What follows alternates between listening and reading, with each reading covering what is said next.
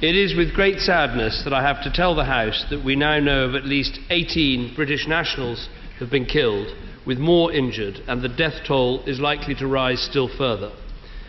Mr. Speaker, these were innocent British holidaymakers, people who had saved up for a special time away with their friends and family, and who suddenly became the victims of the most brutal terrorist attack against British people for many years.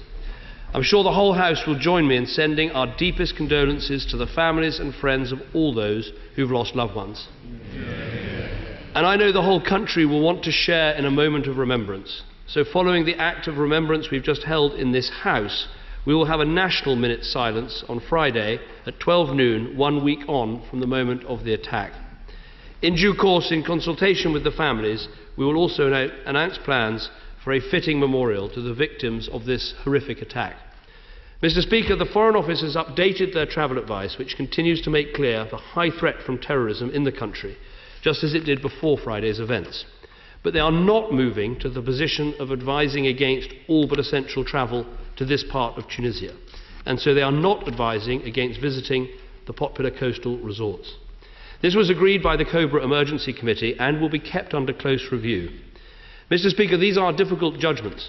Nowhere is without risk from Islamist extremist terrorists.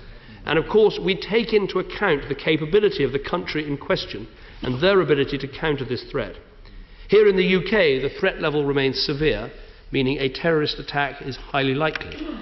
But until we've defeated this threat, we must resolve as a country to carry on living our lives alongside it.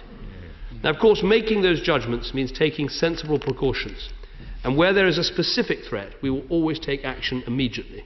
But we will not give up our way of life or cower in the face of terrorism. Yeah.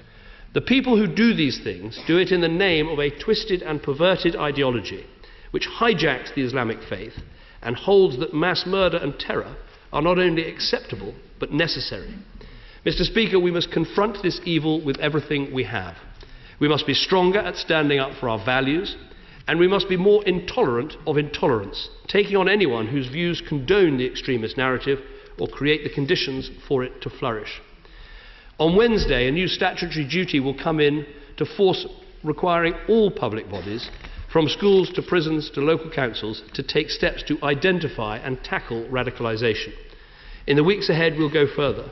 We will stand in solidarity with all those outraged by this event, not least the overwhelming majority of Muslims in this country and around the world.